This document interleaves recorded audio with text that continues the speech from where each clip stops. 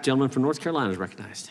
Thank you, Mr. Chairman, and I want to say to all of you on the panel, thank you for your patience and your perseverance. I was speaking at a program one time, and a gentleman next to me looked at me and asked me if I was staying till the bitter end. I said, son, I am the bitter end. And I feel like I'm in that role today, Mr. Chairman. You are. So, You are. but anyway, let me say this. On July 19th, 2021, following directives from the Biden White House to suppress so-called misinformation about vaccines, YouTube removed a video by Family Research Council's Tony Perkins that featured him interviewing Mary Holland, who was serving as the General Counsel of Children's Health Defense. Because the topic included the mention of the COVID-19 vaccination program, YouTube claimed that the news segment contained, quote, medical misinformation, end quote. However, the whole topic of the interview was the lawsuit that Holland was bringing against the Washington, D.C. City Council regarding parental consent. Initially, the appeals to restore the video were absolutely denied. And ultimately, the video was restored, but it was 3 days after FRC brought it to the attention of the press. I want to just pose the question to you, Mr. Taibbi. At least the Family Research Council had a platform to fight back against this censorship. During your investigative reporting for the Twitter files, were you seeing a lot of examples of just ordinary Americans being censored?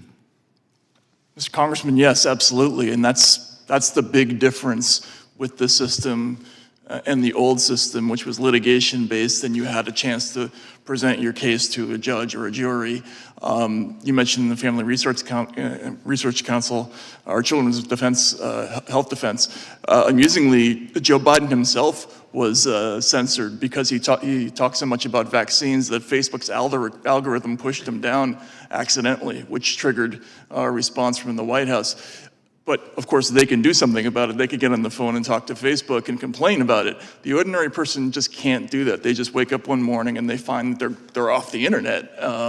In some cases, the first cases that I looked at were basically mom and pop small media businesses. Like there was a site called Reverb Press that was a down the line Democratic site. Just woke up one morning, was gone. It was off the internet, and they have no recourse.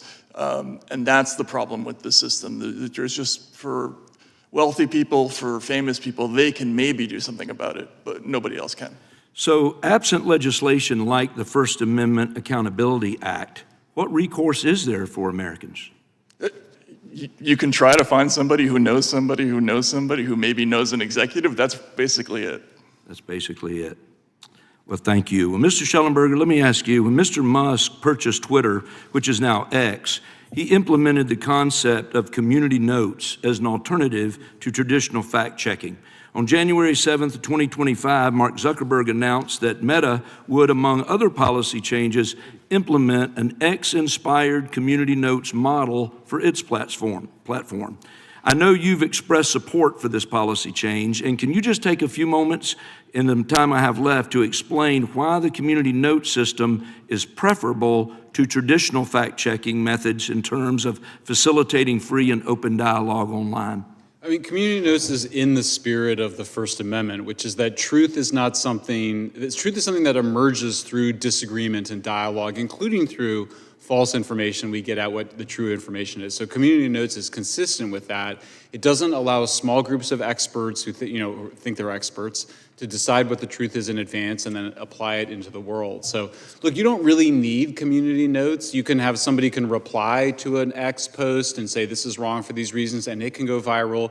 But if you're going to have some kind of fact checking, community notes is obviously the superior model. And in fact, I think the studies that have been done show that it does tend to be a fairly reliable way to get to the truth. Excellent. Well, thank you very much. And again, thanks to all of you on the panel. And Mr. Chairman, I yield back my time. Gentleman yields back.